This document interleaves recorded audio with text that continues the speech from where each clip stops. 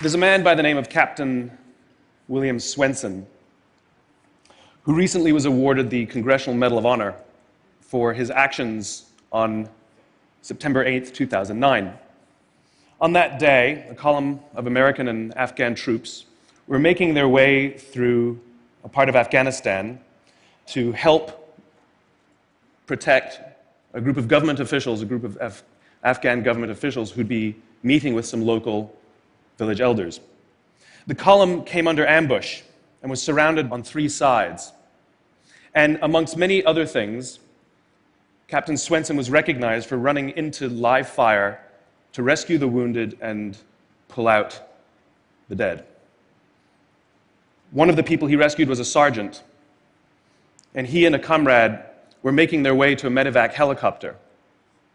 And what was remarkable about this day is, by sheer coincidence, one of the medevac medics happened to have a GoPro camera on his helmet and captured the whole scene on camera. It shows Captain Swenson and his comrade bringing this wounded soldier who'd received a gunshot to the neck. They put him in the helicopter, and then you see Captain Swenson bend over and give him a kiss before he turns around to rescue more. I saw this, and I thought to myself, where do people like that come from? What is that? That is some deep, deep emotion when you would want to do that. There's a love there. And I want to know, why is it that I don't have people that I work with like that? You know, in the military, they give medals to people who are willing to sacrifice themselves so that others may gain. In business, we give bonuses to people who are willing to sacrifice others so that we may gain. We have the back, right? So I asked myself, where do people like this come from? And my initial conclusion was that they're just better people. That's why they're attracted to the military. These better people are attracted to this concept of service. But that's completely wrong. What I learned is that it's the environment. And if you get the environment right, every single one of us has the capacity to do these remarkable things, and more importantly, others have that capacity too. I've had the great honor of getting to meet some of these who we would call heroes, who've put themselves and put their lives at risk to save others. And I asked them, why would you do it? Why did you do it? And they all say the same thing, because they would have done it for me. It's this deep sense of trust and cooperation. So trust and cooperation are really important here. The problem with concepts of trust and cooperation is that they are feelings, they're not instructions. I can't simply say to you, trust me, and you will. I can't simply instruct two people to cooperate, and they will. It's not how it works. It's a feeling. So where does that feeling come from? If you go back 50,000 years to the Paleolithic era, to the early days of Homo sapien, what we find is that the world was filled with danger. All of these forces working very, very hard to kill us. Nothing personal. Whether it was the weather, lack of resources, maybe a saber-toothed tiger, all of these things working to reduce our lifespan. And so we evolved into social animals, where we live together and work together in what I call a circle of safety, inside the tribe, where we felt like we belong. And when we felt safe amongst our own, the natural reaction was trust and cooperation. There are inherent benefits to this. It means I can fall asleep at night and trust that someone from within my tribe will watch for danger. If we don't trust each other, if I don't trust you, that means you won't watch for danger. Bad system of survival. The modern day is exactly the same thing. The world is filled with danger, things that are trying to frustrate our lives or reduce our success, reduce our opportunity for success. It could be the ups and downs of an economy, the uncertainty of the stock market. It could be a new technology that renders your business model obsolete overnight. Or it could be your competition that is sometimes trying to kill you. It's sometimes trying to put you out of business, but at the very minimum is working hard to frustrate your growth and steal your business from you. We have no control over these forces. These are a constant, and they're not going away. The only variable are the conditions inside the organization. And that's where leadership matters, because it's the leader that sets the tone.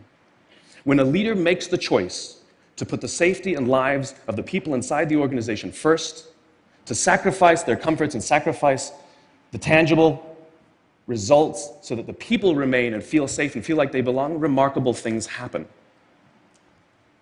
I was flying on a trip, and I was witness to an incident where a passenger attempted to board before their number was called. And I watched the gate agent treat this man like he had broken the law, like a criminal. He was yelled at for attempting to board one group too soon.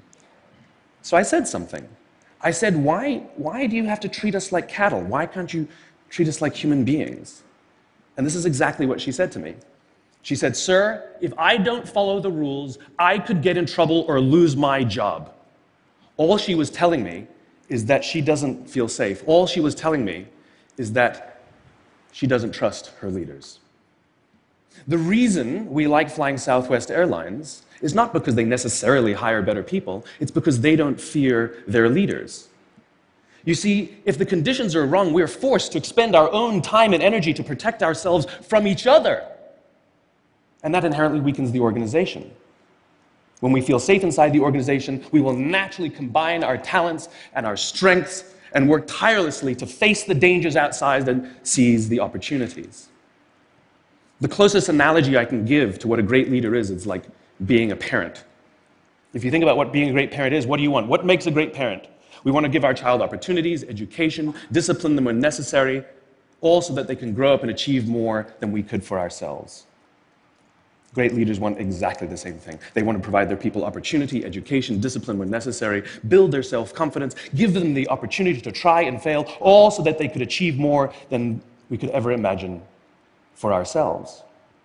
Charlie Kim, who's the CEO of a company called NextJump in New York City, a tech company, he makes the point that if you had hard times in your family, would you ever consider laying off one of your children? We would never do it. Then why do we consider laying off people inside our organization? Charlie implemented a policy of lifetime employment. If you get a job at NextJump, you cannot get fired for performance issues. In fact, if you have issues, they will coach you and they will give you support, just like we would with one of our children who happens to come home with a C from school. It's the complete opposite. This is the reason so many people have such a visceral hatred, sort of anger at some of these banking CEOs with their disproportionate salaries and bonus structures. It's not the numbers. It's that they have violated the very definition of leadership. They have violated this deep-seated social contract. We know that they allowed their people to be sacrificed so that they could protect their own interests. Or worse, they sacrificed their people to protect their own interests. This is what so offends us, not the numbers. Would anybody be offended if we gave a $150 million bonus to Gandhi? How about a $250 million bonus to Mother Teresa? Do we have an issue with that? None at all. None at all.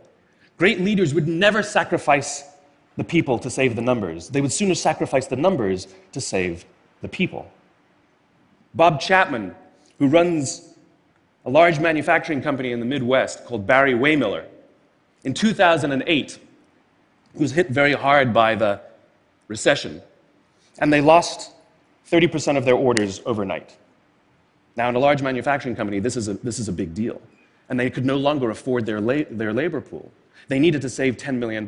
So, like so many companies today, the board got together and discussed layoffs.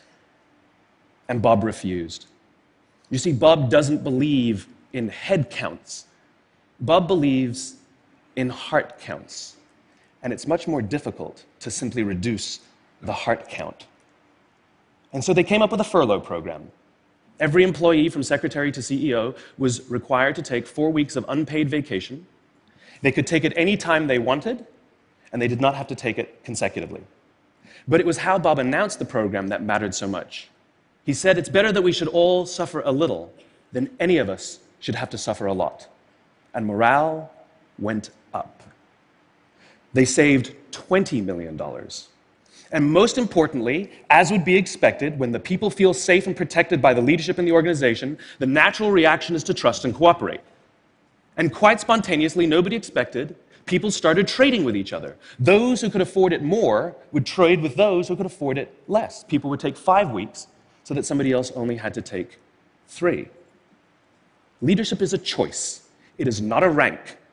I know many people at the senior-most levels of organizations who are absolutely not leaders. They are authorities, and we do what they say because they have authority over us, but we would not follow them. And I know many people who are at the bottoms of organizations who have no authority, and they are absolutely leaders. And this is because they have chosen to look after the person to the left of them, and they have chosen to look after the person to the right of them. This is what a leader is. I heard a story